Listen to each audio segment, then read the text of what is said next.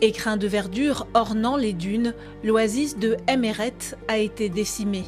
Environ 6000 dattiers, d'abord affaiblis par la sécheresse, puis emportés par la crue d'un cours d'eau pendant la saison des pluies il y a 2 ans. Aujourd'hui, les troncs gisent sur le lit de la rivière. Le maire du village se dit impuissant. Cet endroit était plein de palmiers. Regardez là-bas, il y avait des palmiers partout. Aujourd'hui, il n'y a plus rien. Les propriétaires de ces palmiers sont toujours là, mais ils ont tout perdu. Il faut trouver une solution pour les personnes qui vivent ici. Sinon, elles vont partir, car c'est la seule source de survie que nous ayons. Nous avons besoin d'un barrage pour retenir l'eau afin de pouvoir replanter d'autres palmiers. Dans la région, quand un dattier meurt, c'est la vie qui s'éteint. Le visage d'Aliène porte la même désolation que le paysage. Sur la dune qui l'a vu grandir aussi, les dattiers sont à terre. L'oasis, peu à peu, englouti par le désert.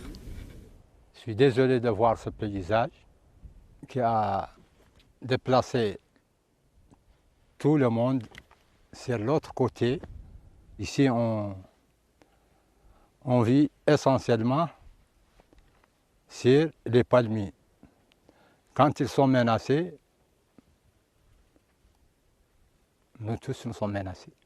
Sans dattier, plus de travail. Mustapha est un passionné, il possède une vingtaine d'arbres, mais son activité lui coûte de plus en plus et lui rapporte de moins en moins. Pour lui, le problème vient essentiellement de la gestion de l'eau. L'eau sera l'un des problèmes dans les 50 années à venir, quoi. Il y a beaucoup de je ne dirais pas de gaspillage, mais une perte énorme d'eau. On ne sait pas la magasiner, on ne sait pas la conserver. Pour pallier ce problème, en 2019, le gouvernement a inauguré le barrage de Séguélil à 20 km d'Attar. Un moyen d'alimenter les palmiers en eau malgré la sécheresse grâce à l'irrigation et de protéger les cultures des inondations. Il y a urgence. Depuis les années 80, 20 000 palmiers sont morts dans la région. La ville de Rabat au Maroc est l'un des 124 sites du patrimoine de l'UNESCO dont l'état de conservation sera évalué par le comité. Située sur la côte nord-ouest du pays, Rabat est un mélange éclectique d'anciens et de nouveaux. Elle combine un passé arabo-musulman avec le modernisme occidental.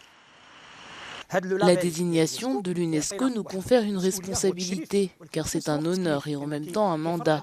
Elle nous oblige à prendre soin de ces monuments historiques, parce que l'UNESCO, en partenariat avec le ministère de la Culture et les partenaires locaux, essaie de soutenir ce patrimoine et de le faire connaître. Parce que lorsque beaucoup de gens visitent le Maroc, ils vont simplement à Fès ou à Marrakech. Aujourd'hui, il existe une vision royale selon laquelle Rabat n'est pas seulement la capitale administrative, mais aussi la capitale culturelle, la ville des Lumières.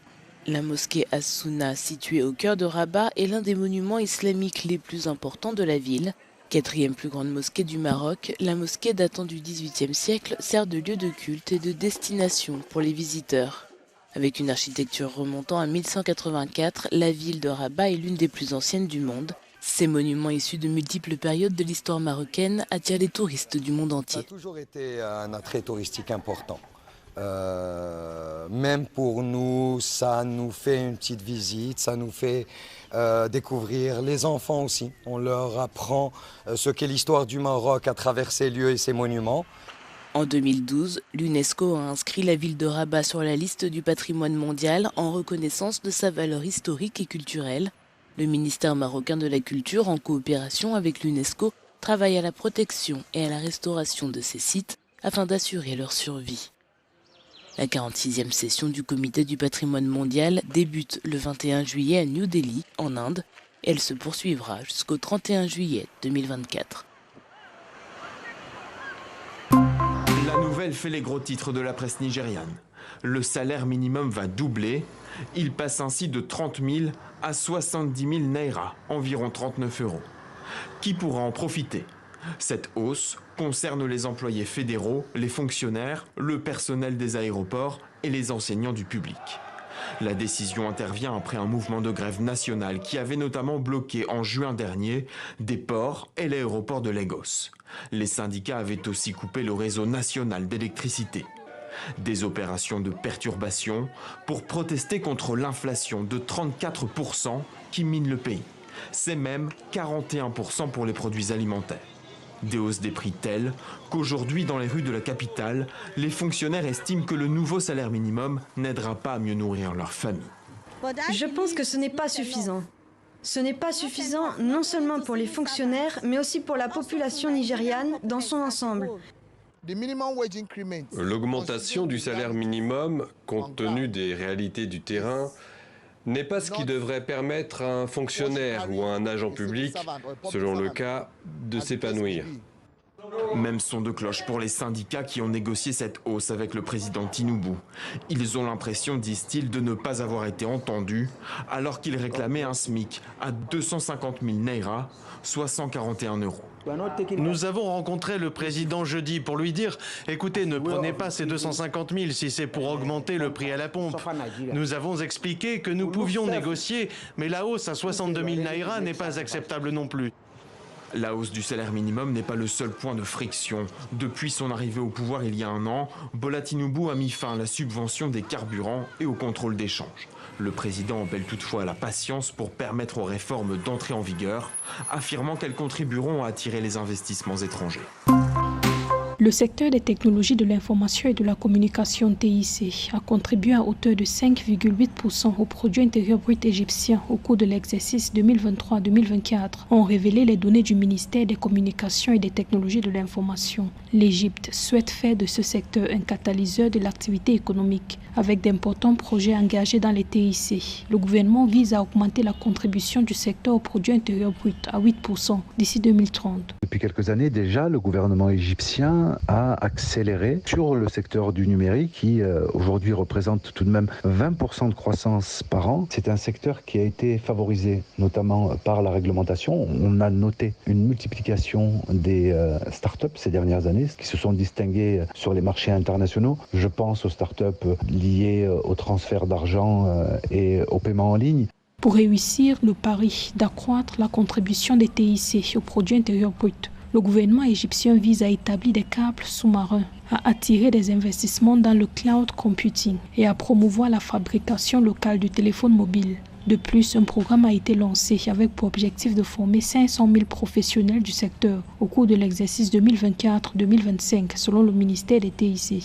L'exécutif annonce également l'augmentation du nombre de centres d'innovation numérique à 32 d'ici 2026. Ce secteur-là est très prometteur. Cela dit, il est confronté quand même aux réalités de la société égyptienne où il y a une alphabétisation qui aujourd'hui à marche forcée doit être accélérée, parce qu'on a encore un taux assez élevé d'analphabétisme. Le gouvernement doit s'engager encore plus massivement sur l'installation de la fibre sur l'ensemble du territoire. Le gouvernement égyptien s'est engagé à améliorer l'infrastructure numérique du pays. Cela comprend l'extension de la couverture du réseau à large bande à l'échelle nationale, le remplacement des réseaux en cuivre par des câbles à fibre optique et l'augmentation du nombre de tours de téléphonie mobile à 50 000 d'ici 2030. En outre, 9,3 millions de bâtiments seront connectés à la fibre optique. 500 000 Égyptiens bénéficieront de programmes d'alphabétisation numérique et près de 2000 antennes de téléphonie mobile seront installées ou modernisées, a annoncé le ministre Amir Talat.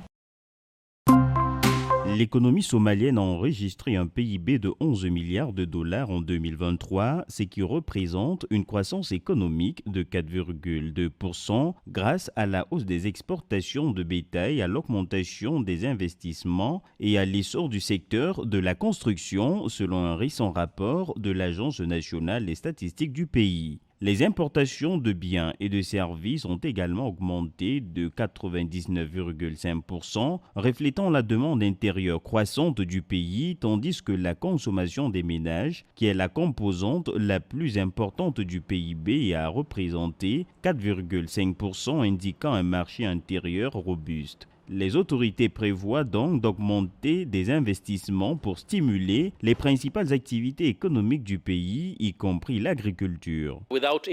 Sans infrastructure, il est très difficile de développer le secteur productif. Aussi, si nous voulons augmenter notre contribution à l'exportation de bétail, nous avons besoin de ports adaptés et conçus pour l'exportation de bétail. Il est important que nous disposions de l'infrastructure adéquate pour transporter les produits agricoles des fermes à leur destination destination finale. Cela signifie que nous avons besoin de stockage, de charbon et d'installations de transformation. Si nous ne disposons pas de cette chaîne de valeur, il sera très difficile d'améliorer la production de notre secteur productif.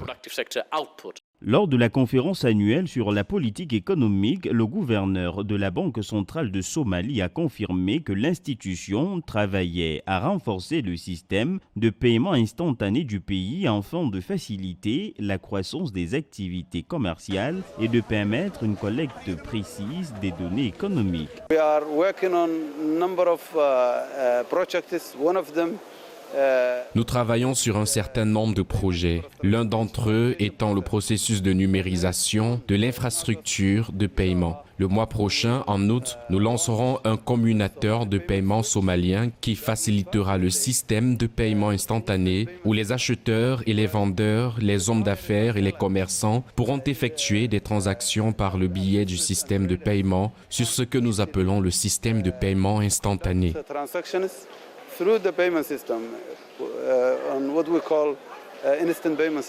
Grâce à la stabilité accrue du pays et à l'adhésion récente de la Somalie à la communauté d'Afrique de l'Est, les autorités espèrent que la circulation des personnes et des biens jouera un rôle plus important dans la stimulation de l'économie locale.